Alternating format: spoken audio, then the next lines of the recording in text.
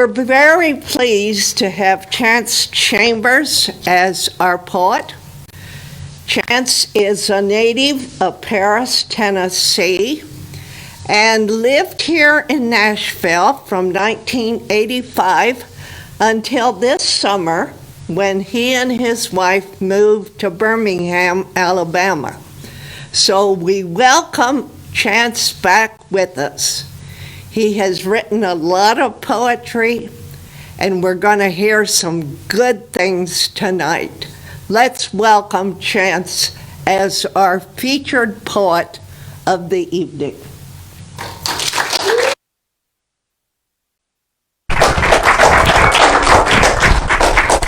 Thank you, Joyce. Don't get us scared, Bennett, for having me back. It's really good to be back in Nashville. Hello, Nashville. But I haven't really been gone that long. Like Joyce said, we moved in July, but it's kind of interesting to get back up here. Thank you guys in the audience here for braving various things to get here and for going to the trouble of masking up and spreading out. And I'm just appreciating for everybody that's tuned in. I feel your presence too, and I'm glad you're here too. So with the recent move, as you can imagine, I've been pretty nostalgic about my time in Nashville, the 35 years, and so this is probably going to be kind of a goodbye Nashville reading. With the caveat that I'll be visiting a lot. Jennifer and I will be visiting a lot to see you guys. So with that in mind, I've been working on a goodbye letter to Nashville that's taking me months to write, which I figure 35 years in Nashville, a few months to write a goodbye letter is reasonable. At least that's what I'm telling my procrastinating self. But I wanted to start the reading by reading an excerpt from at the beginning of that letter to Nashville. I also want to say, met a lot of people. I've met a lot of wonderful people during my time here in Nashville, and not all of them are still with us, and there are a few folks that I'd like to dedicate this reading to. I'd like to dedicate the reading to Patricia, Neil, and Tia. This is the goodbye letter. Dear Nashville, I'm writing this 200 miles south of you on a bluff overlooking yesterday. There's not much wind up here, but 35 years of memories still blow through. I remember when I first really noticed you. Sure, there were the trips to Opryland. For a kid from Paris, Tennessee, that was a hell of a day trip. I was never much into roller coasters, but I really liked the Flume Zoom and the Jukebox Theater, the stage that hosted 50s and 60s music reviews. But you didn't really get my attention until my senior year of high school. That's when I first heard you. When the weather was just right, your local rock radio giant, WKDF, pushed through the small town static of early sign-offs and teenage boredom.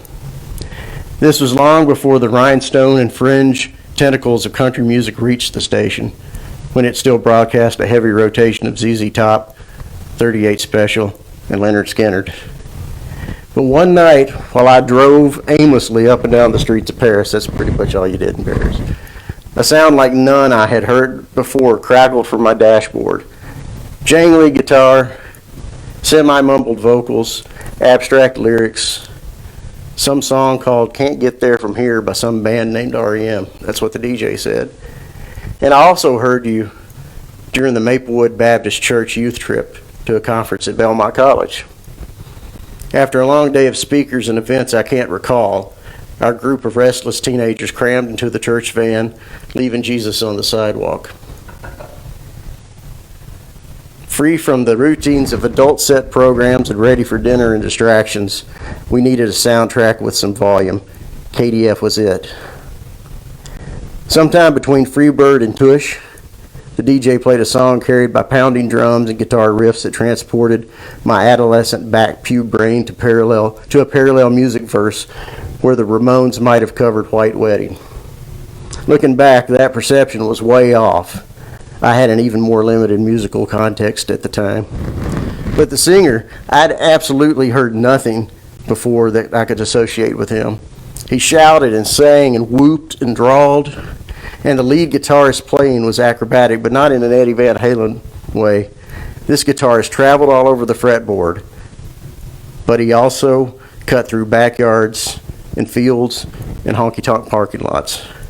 The song was frenetic and loud, and I was exhilarated. Thank you, Nashville, for introducing me to Jason and the Scorchers. So often you were right on time, especially when it came to music. On both of these occasions, you temporarily opened a portal to the soundtrack of my future with you. Not just a soundtrack. You let me hear part of the DNA of our relationship to come. Sure, you had been Music City for a long time before that, but this is a realm deeper in you than television Saturdays at my grandparents' with Ralph Emery and Porter Wagner, or the Music Row sponsored billboards we passed on our way to get soaked on a water ride. These were sound bites from your soul. Did you know I was on my way? Did you care? I was one among as many cross-country and interstate expats as there are stars masked by your neon-polluted skies. But you still made me feel special, beginning with that first drive up Belmont Boulevard to the Baptist Student Union Orientation Barn Dance Social where we couldn't really dance. I met other students that first night of my college years at Belmont who would become lifelong friends, but you also introduced me to some locals who congregated, to quote Paul Westerberg, left of the dial. On that drive and others, my radio landed on RVU 91 Rock, the Vanderbilt station unable to travel with KDF 2 hours northwest to Paris, Tennessee. The underground soul you had shared in pieces was on full oral display now as my ears and mind were open to a world of music I didn't know existed. And that world was populated by a boomtown cast of local artists who, at most, infused their sound with sardonic tributes to country music ancestors, but also often hurtled into musical territory far removed from even the periphery of the established media cliches and images of Music City. The sounds from my dashboard were now often raw, minimally produced, immediate, and urgent. Bands and artists with no chance of airplay on the stations accessible from my hometown were in rotation on RVU. Nashville, you drove me to the local parade of tube amp and feedback possibility. And that was kind of the beginning of my time in Nashville. It opened, kind of blew my little small town mind. It's like there's other music. So the first poem I'm going to read is kind of an imagined rebirth into that scene. An imagined premonition of that is called Red Boot Prophecy. The truck stop prophet traced her finger down the infant's middle, the skin divided, light and shadow, with no room for a DMZ. A snake has marked this child. In the crib by his head, she blessed his blanket with 2 red boots, tiny and ready to walk. This child will witness cowpunk moments and breathe nicotine air in the blue and red glow of stage lights. Feedback song will score his daymares and night visions. She draped a boot chain across his forehead, shaped it into a leather and link crown. This child will watch the world end 3 times, once with blood and twice with breath. Still, his floor-tom heart will beat louder than the marching drums of any apocalypse. With drops of holy water, 80 proof and straight, she christened him in the name of John Doe. This child will hear fever words sung with Pentecostal fervor in the church of whiskey and regret. Glossolalia truth will feed his electric soul, and in the flicker of a dying Christmas bulb, it passed. The blue and red hued reel of all his days, an amphetamine burst of nights lost to reverb and tremolo, one last back alley encore before shoegazer salvation rolled up in a rusty Cadillac led by one small boot, hood mounted and surrendered to bronze. Excuse me.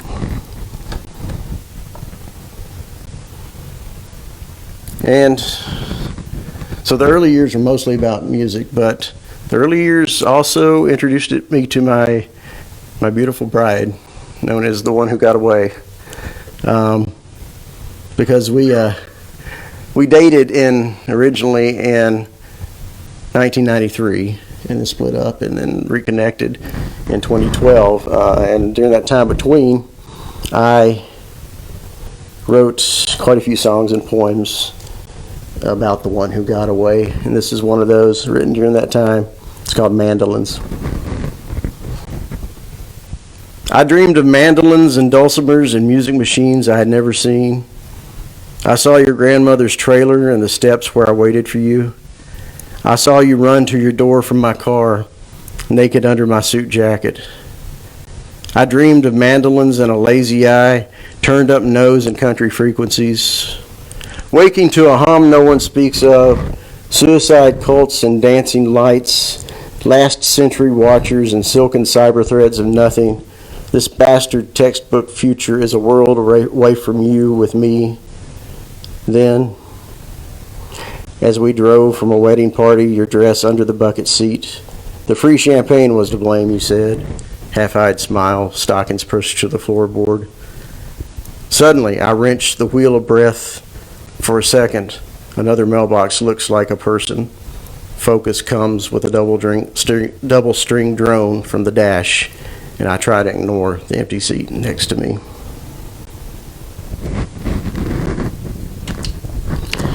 And it wasn't too long after years of kind of playing rock star, or trying to play rock star, that, you know, the cynicism sets in a little bit, but it's cynicism infused with some humor looking back, and especially when you get older and start going to weddings and hearing the songs you thought were edgy, and and just would never end up on the Harris Teeter, sound system. But that's not how it goes. They always do end up there, and that's what this poem is about. It's called Wedding Femmes. The first time I heard Blister in the Sun at a wedding reception, I knew my youth had dropped his last wine cooler bottle to the curb and thumbed a ride west in an Econoline van with 2-amp heat and a bed of rusty guitar strings. When I heard Lips Like Sugar in Harris Teeter, I called my youth from a broken payphone at a Mad Max gutted gas station while turkey burgers thawed in my Corolla trunk. I took your favorite jacket, your father's army one you saved for gigs. That's all he said before hanging up. After the pilot light on my Fender amp died, I mailed him an invitation to the funeral. He never showed, but sent a patchouli wreath, dead flowers, and sympathy for only the devil. At the news of my youth's suicide, deep in the week of the months I held my liver hostage, I toasted his sweat-screamed songs and remembered when sleep was the only time he ground his teeth.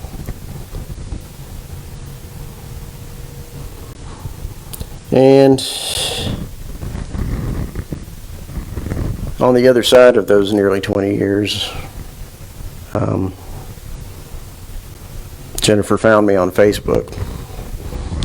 And I guess, it's worth pointing out that all this happened in Nashville. If I hadn't moved to Nashville 35 years ago, I guess I would be maybe in Paris, Tennessee, who knows, doing what. But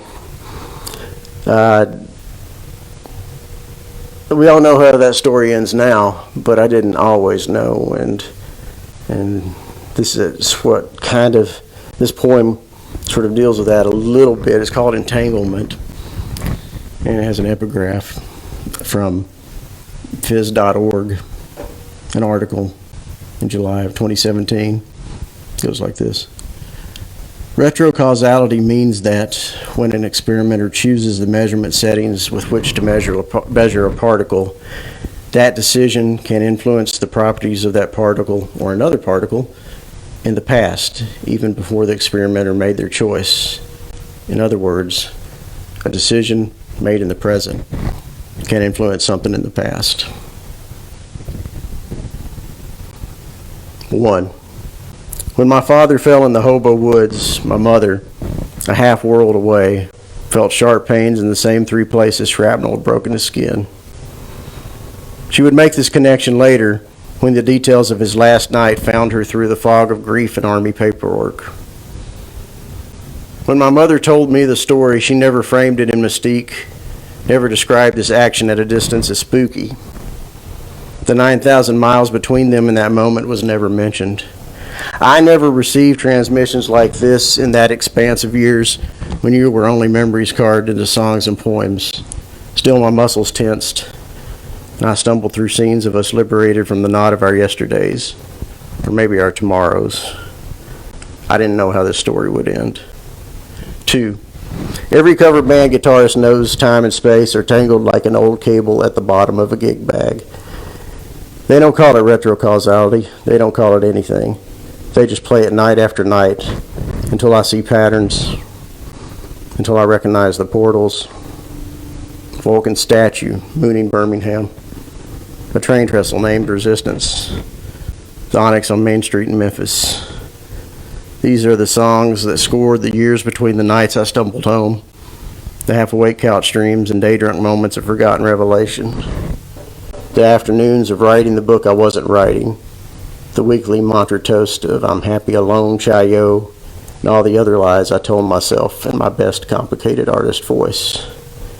These are the verses and choruses that, with hammer and cocktail, bent the rail of time back to you, back to where our story begins.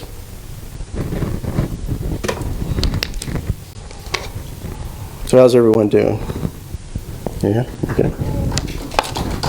Yeah, everybody breathing okay through the masks? Yeah. I can feel the smile. You're smizing, isn't that what Tyra Banks calls it? Smizing?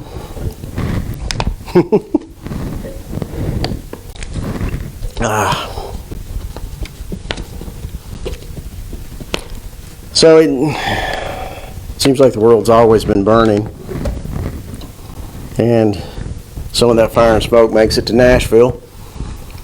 I remember back in the 90s, there were a bunch, there are wildfires now. I think there have always been wildfires, but I don't remember the last time there weren't any nearby. But I remember particularly, and it might have been 97, there were some wildfires in Mexico. You guys remember that? Well, the smoke, I heard on the news that the smoke drifted all the way up to Indiana, I think even Canada eventually. And I remember I took a picture of a street light in the haze over like an industrial area with semi-trailers and stuff, and it's just, it was like that whole year was smoky. But this poem was written around that time, and some other stuff made it in there too, like a former co-worker I heard about having some issues and things not ending so well for him later. It's called Mexico Fires. 5 years after the Mexico fires, with their smoke as far as Indiana, we can no longer stare at the sun without seeing lies we had chalked on sidewalks. So I took up drinking. It only took two or three before my forehead was numb, and I watched Hogan's Heroes as if Nazis were funny. 35 years and 6 days later, other cities burned. We nodded and ordered another, saluted the flag over the bar, and sang songs about heroin. So I took up lying.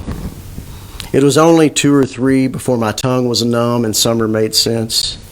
1 year after the world ended, my stomach burned and I threw up under a flag, fell asleep with the disease July brings, a cold metal fever against the back of my throat, same as you felt at your temple for a vacation second before daylight filled your eyes and all colors retreated from the room. A graffiti darkness around my crater eyes, same as yours the year of Mexico fires, when I assumed you lost sleep for junkie ballads, chalked sidewalks, and sun staring from here to the top of Indiana. And I believe it was that same summer. It rained all summer long, and then some other stuff happened. This is the happy part of the set, and it goes up from here. But this is called Stupid Summer. This summer the ground tore apart and we fell into the earth like swirling leaf copters into the blazing sun. The sun is, after all, underground, down being up and up being down. At least it was this summer. I remember it all, square view master scenes backlit by disbelief and numb acceptance.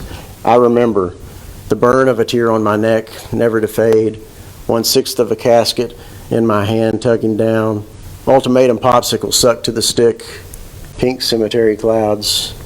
I remember the way you laughed at my tie standing next to wreaths. I was glad. I heard about the final sigh hanging next to wreaths. You blew us into a tent, folding chairs. The flower felt strange on my lapel. Banjo hands peeled it away, gave it back. Beautiful. I remember gunmetal promises, latex regrets, hypodermic clarity. This summer the sky split open and we walked through river streets like fish with legs looking up at the gray ocean. The ocean is, after all, in the sky, high being low and low being high. At least it was this summer.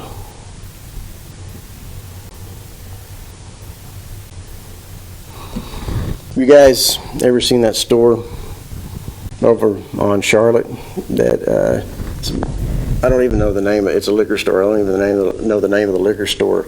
It just has big neon letters, whiskey on the front and on the side.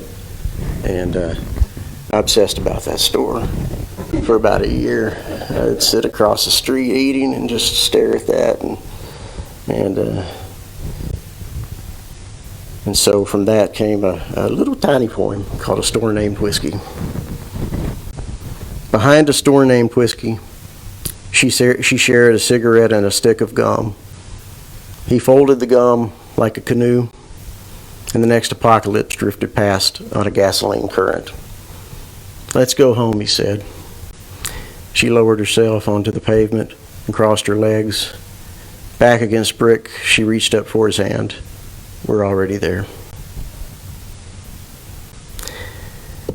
Now, one of my favorite things about Nashville is food.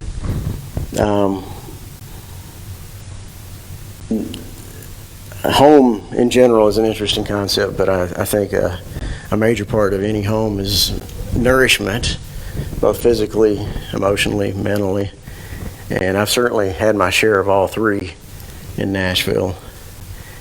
And as part of a project that the Porch did with Metro Arts and MTA, they put together an anthology a few years back called Backyards and Boulevards, Words from the Neighborhoods of Nashville.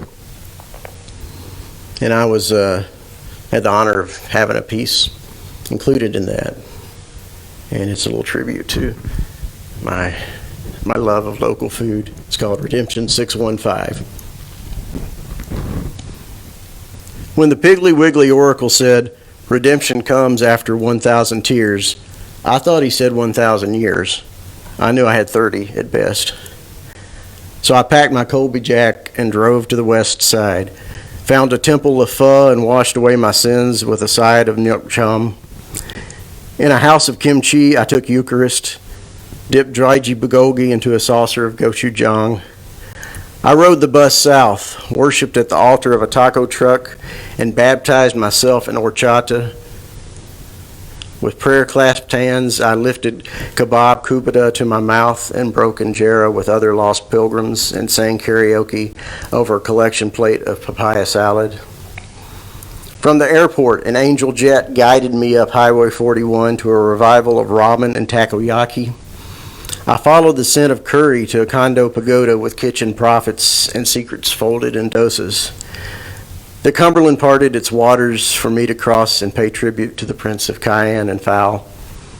And when chairs landed upside down on tables and window signs went dark, I stumbled home, drunk on the flavors of my city, until a single flake of chili, still on my tongue, coaxed a single tear down my cheek. I fell to my knees, thanked the spices and sauces and fire. I thanked the chefs and their families. I thanked the chefs and their hands. Now I knew what the oracle said, and I only had 999 to go.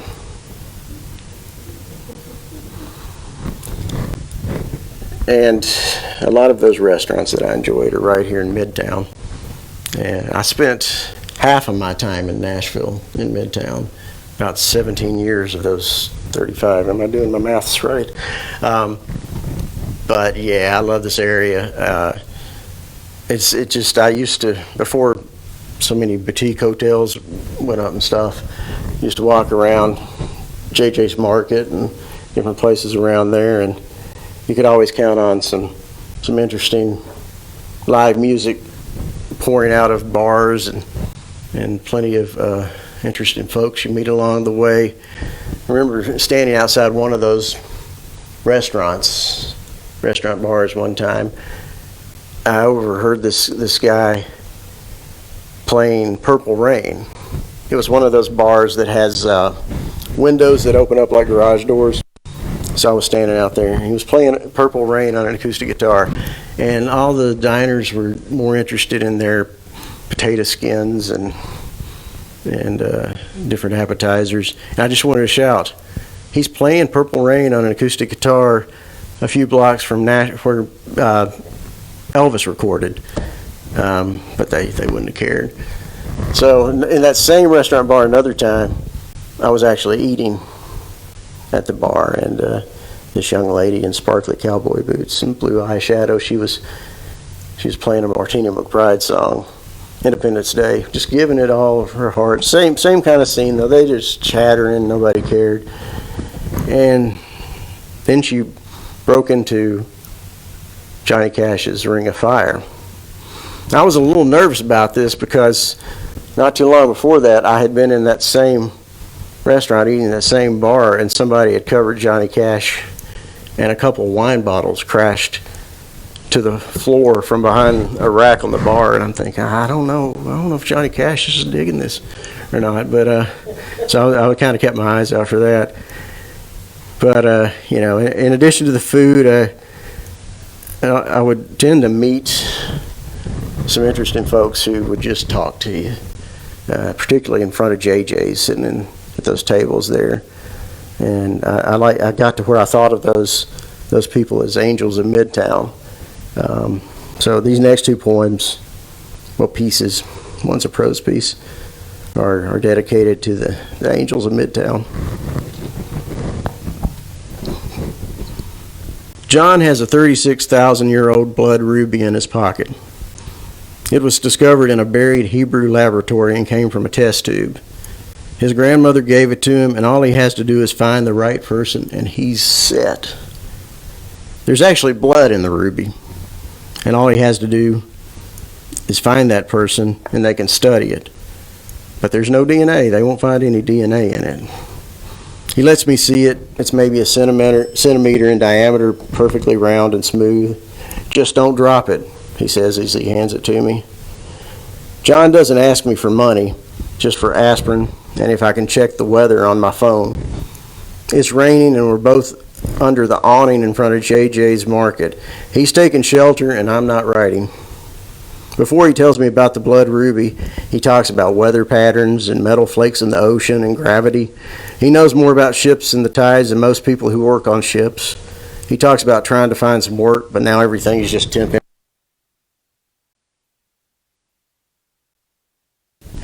We also discuss ancient technology, underwater cities, and the humidity in New Orleans, and how caskets are always floating out of graveyards during floods there. These are the moments when John is most lucid. When he begins to rant about assholes who think they know everything but know nothing, or when he tells the old joke with the punchline, "That dog will bite you," he starts to derail, losing his focus to the sound of his own conviction and laughter. At least twice we sit silently and stare at traffic and pedestrians moving through the drizzle in front of us. The rain breath of late summer showers gives the neon signs in the windows of the Blue Bar across the street a softer glow. During one of these lulls, I begin to leave. John thanks me for a jar of peanuts I gave him for his journey. I go inside to drop off my tea mug and buy him a triple espresso. I walk back out to the sidewalk, and after a couple of handshakes goodbye, I turn toward my car. "Your bag, it's open," John says. I swing my backpack around and zip up a couple of the pouches. You might lose something, he says. You ever get something wet? I'm bad about that. I thank him. Hey, John says, you look out for me, I look out for you. This next angel at Midtown actually is someone who dear friend Sienna Rouse also knew. And I found out not too long after I wrote this poem that he passed away. His name was Alan. This is for Alan. I smell the breath of damn it Alan, whiskey thick and alkaline, in an August wind fractured on the wings of retreating dragonflies. A mantra drifted from Midtown over smokers' medians where we cup our hands around addictions unmentioned, where I hear his whispered plea to call 911. I see the bottle of Jack almost tucked away in a backpack leaned against the wrought iron chair, where Alan slumps and waves off JJ's manager after lifting his chin to mumble, just for me, I'm having a heart attack. I see craft cocktail pilgrims passes on their way to Johnny Cash cover scenes in bourbon-glazed resignation until Alan lowers himself to the sidewalk, rolls onto his side and unfolds, a fallen specter in the fluorescence of the market. Why did I wait for a pilgrim in a happy hour dress to balance on her heels and look for Alan's breath before I called 911? When an EMT with a 12-hour face said, damn it, Alan, why did I believe the firefighter who told me that's his father? Why do we talk so much about ghosts when everyone leaves this world on a faded bus pass and blocks our calls? The wind only answers with a strained echo of Alan's dry-throated invocation, a refrain to the city, to the street, to the first responders who lifted him into the ambulance, to the stretcher he rode half-mast, propped up on his elbows, to me in my mouth which begins to move and shape itself around the words of Alan's curbside invocation. Save me.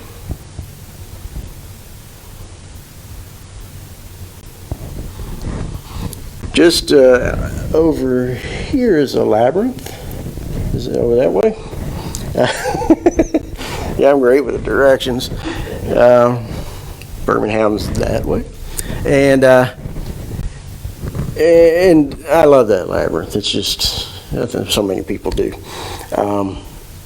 Back in 2015, around the 70th anniversary of the bombing of Hiroshima, I was inspired to write this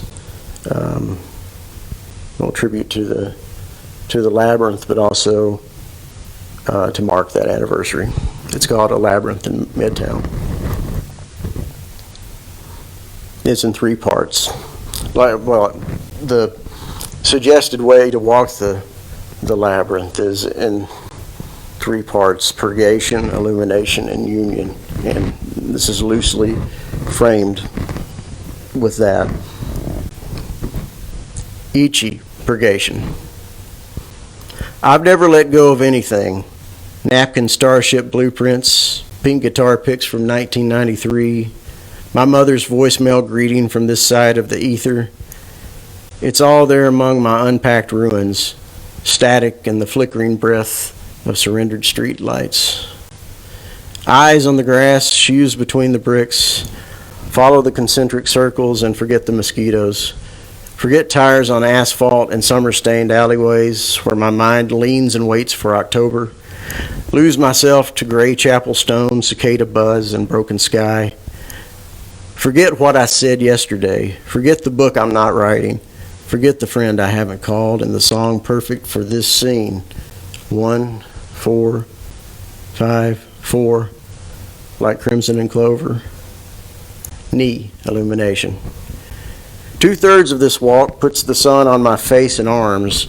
The rest is shade, where I hide from the city and its God, from its stale drunk breath that burns my lungs, leaves me dizzy as a 47-year carousel. Sun, union. My return finds a rhythm. Breathe in, step, step. Breathe out, step, step. Cradled by trees, I'm cooled by a leaf canopy, and this is my God. But my skin has never known the heat of a hibakusha morning, and my vision is clear. No shadow flash tattooed onto the back of my eyelids. God doesn't meet me on a grassy round path. God blinks, and a 70-year wind shakes August leaves. God blinks, and every clock stops at 8:16. God blinks, and I count steps of bricks.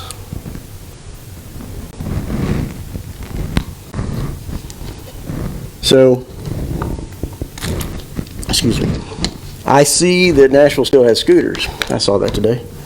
I was hoping that maybe this season we'd see less of those. Maybe we will. But when they first really broke out, it was a little surreal seeing all these at night, seeing all these scooters, the little lights coming down the sidewalk and everything. And, at first, I thought that's kind of neat, but that didn't last too long. Especially tripping over the scooters on sidewalks and stuff. But anyway, this is called Nyuk Mom and Night Scooters. Nyuk Mom and Night Scooters, Alejandro Escovedo, and an October chill that turns us inside out, reveals our true demon faces, beautiful in all the hues of electric melancholy. I feel the current of the city across my shoulders. Power lines hang along the rungs of my spine. My throat is dry from 1,000 crosswalk conversations. My dashboard soundtrack pulls and stirs me like the sweetest affliction. Kick drum palpitations and tremolo vertigo. Fever lyrics and harmony chills. I get drunk on exhaust fumes and a melodic turn of phrase. I walk barefoot across a parking lot to feel the asphalt in my gut. I huff neon to see what's written on the back of my eyelids. This is my city, where I drop ugly truths into sewer gates, knowing they always return on a blood tide.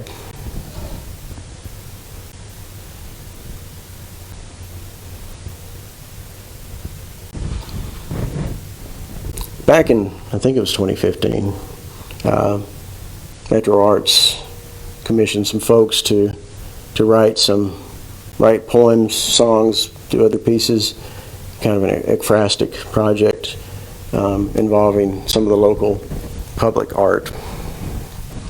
And I had the honor of being a part of that, and my particular public work was a bicycle rack in Germantown called On Air. It's like a radio tower, and you might have picked up from some of this. I'm kind of a little obsessed with radios and transmissions and whatnot. So I was thrilled to be able to write about that. This is called White Noise, Black Sky. After the overpass, where satellites are lost and the dashboard goes silent, that's where the ghosts congregate. Just a smoke break before they rise again on electric angel wings to black sky and 50,000 watt surf. Their song is clearest between twilight static and AM surrender, when midnight whispers ionosphere ricochet until broadcast truths crackle through decades of white noise. Fat man and little boy, backseats of buses, war is over. Soldier escorts for schoolgirls. War is now. The signal never dies, only oscillates into a number station lullaby, a monotone mantra echoing the chords of songs lost to wars gone cold. 1, 4, 1, 5, 4, 1. Howling wolf growls at the moon, his all-night harmonica breath and heat lightning guitar buzzing a radio trio of towers north of Nashville. 1, 4, 1, 1, 5, 1. Hank Williams dreams his latest highway song, kicks off from a diamond tower to the south and flies away to the same lonesome moon. 1, 2, 1, 2, 5, 1. Seasons in the Sun escapes a 1973 transistor radio on a monophonic wave of staccato keyboard and tremolo guitar. Hitches a Tennessee August breeze until it turns tropical over Saigon, where songs from the West surrender to skies thick with mortar breath. 34 years later and 9 hours north, in a Nachang school for street children, a teenage boy with straight black hair parted in the middle plays the radio melody on sweat-tuned strings of a blonde guitar. Yesterday's soundtrack of war becomes today's karaoke hit list. In Manila, a barista hums Top of the World as she cleans the espresso machine. In Memphis, a Laotian man sings I Started a Joke, and waiting guests dance Lumbung. In Saigon, sounds of silence frame a whiskey chatter scene in the rooftop bar of the Rex Hotel. Enemies become sisters and brothers, raise a glass to the same chorus and wait for the last soldier's children to kiss the cheek of her father's enemy and share a song about graveyards and flowers, for a neighborhood DMZ to end when white patio diners walk one block over to sit with black parents and watch their children play football in a field. For the day a silent radio tower on the edge of downtown glows in the rain, hums with the promise of tomorrow's transitions. And now we're going to move from Midtown to East Nashville. I'm looking over at the East Nashville constituent there. There may be others. I don't know. Chuck, you know how every East Side storytelling that Shelby Street bus would pass? You know, I always noticed that. I just kind of wait on it during the show, you know, and see it come. Well, that made it in this. This is called All the Tongue-Tied Preachers. This is how I begin. I shatter a stained glass Jesus into jagged shrapnel after the preacher hijacks the funeral. He thrums his leg to Have You Ever Seen the Rain? Declares he knows the fallen soldier he's never met. He condemns protesters who stomp and burn the same flag he pulls toward his podium, shakes like a rug for sale in a street market booth. By the time he releases the room to the opening sitar of Painted Black, I want to bisect the vein which runs from his Barker's microphone to my gut. This is how I get through. I burn ghost money on the side of a muddy village road north of Coochee, travel currency for my father's soul as it leaves these disappeared woods for home 40 years late. I follow young smoke down a dirt path, round a thicket where no sergeant leans against a tree smoking a cigarette in an U.S. Army shirt, my last name faded over the pocket. Within rifle grenade range of my father's last transmission, a Viet Cong widow smiles and waves, shares water apples from her yard. When her day-drunk son flips me off, I know there is no greater tribute than this, the forever wound clock of everything, keeping time, despite how often we try to rip the world apart. This is how I go on. I build an altar with all the photographs forgotten under the bed and in dresser drawers, covered in Schlitz beer and Marlboro offerings. I burn incense, hold it with my palms together, and bow to the paper-faded souls of my mother and father 3 times, and 3 times more, and again, until all the tongue-tied preachers and all the blue-eyed Jesus chapels surrender to the sermon of a heavy pagoda rain in Phu Wat Dong, true and steady as AM radio static between cities, a white noise reminder the rapture passed like the number 4 bus to Shelby Street.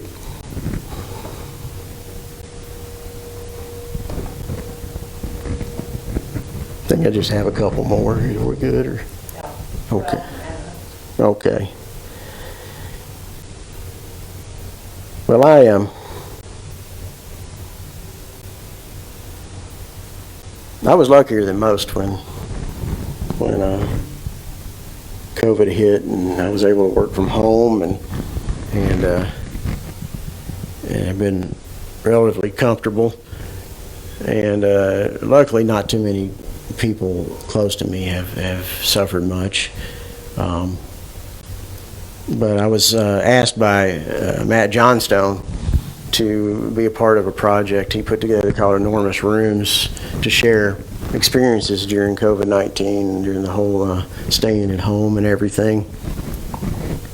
And as I was working from home, I found that I was listening to Dwight Yoakam's station on Sirius XM a lot.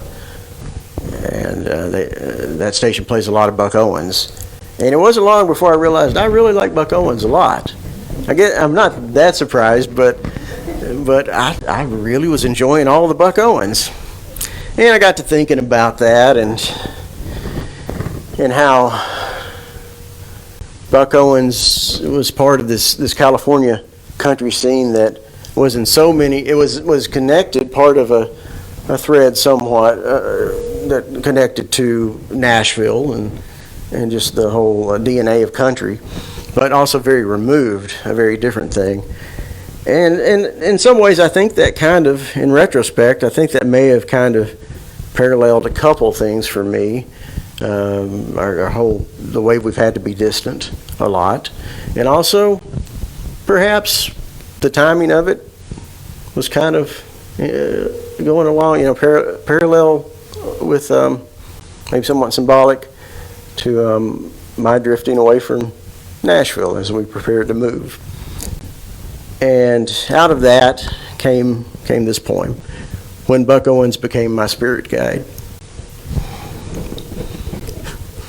Are the streets of Bakersfield as desolate as Lower Broadway? Truth is, I don't know if downtown is empty now. I haven't been since New Year's Eve when I heard bands playing Skinner in 2 bars on the same block. Today I picture a 1989 scene. Storefronts boarded and Saturday streets quiet as Sunday morning. Tootsie's still the epicenter of a honky-tonk and diner streetscape before irony was on the menu and redneck chic was in fashion. Before the Italian restaurant on the corner of 3rd and Church became a bodega. Before I lugged a guitar and nervous energy up the stairs to the Silver Dollar Saloon one last time as tourists pushed into the downstairs for hard rock t-shirts and keychains. Before I touched my face 1,000 times while not touching my face and skate the fragments of another afternoon drift. A Bear Jr. Pixies cover, frozen chicken tikka masala Cotti pockets, conversations with a deaf cat, squirrel fence view from a satellite desk and daydreams of tubes and domes and hologram hugs. I remember how that back road ferry smelled on an August night. Buck Owens' lunch in another country. Every song is a corner turn into a neighborhood I let burn behind me. These are the liquid days of our separation. Now we split the blanket down the middle with 6 feet between, buy tortillas and queso through a cantina window and curb-sip margaritas like a lost fair has crashed our streets for the long night on its way yesterday. The billboards have changed, the sidewalks too. Have I? Well, I really appreciate you guys coming out here and wearing your masks for almost an hour. That means a lot. In a lot of ways, I think that may be as inspiring and moving, if not more, than actually seeing smiles. Just the fact that you guys would do that. And Joyce, I appreciate you having me back. I love this reading, and I love Scarritt, Bennett, and Midtown. I'm going to do one more, and since this has been kind of a Nashville set, I'm going to do maybe one of my Nashvilleist songs. Yeah, that's right. Poems. Here's a little one I call Nashville Needs More Harpsichords. Baroque country seems an unlikely genre, but any sign spinner or hipster will tell you there's more to the city than cowboy boots, hot pants, and songs about trucks. There's a secret world of phosphorescent possibility with a taste like rogue bourbon, an alleyway realm of rusty truth rising from the cracks in a sidewalk broken under tomorrow's jackhammer. There are steps to an empty lot where ghosts stamp out cigarettes under soles worn against concrete foundations, where weeds sprout like Christmas trees. No lights, but a sky of contrails and stars. There's a house with stairs to nothing, where Ignis Fatuus, patron saint of luminous decay and the never was, does a shot of radiator hooch every time someone mentions ghosts. The only ghosts I know lost themselves in the spin of an 8-track tape of trucker songs, Iggy says. 1973 was a hell of a year. I confess the dead visit me in my sleep, between dreams of loose teeth. Why do you grind so, Iggy says. Why do you look for shadows in the dark? Then he puts his finger against his lips and cuts his eyes toward the gaudy neon scape of Lower Broadway. When we're both quiet for another breath each, the faint jangle of a harpsichord finds us through the carnival of neo-twang and beer chatter. I know the melody, and so does Iggy. He smiles because he's a Johnny Cash fan. I smile because I know every word. I still miss someone. Thank you. Thanks, guys.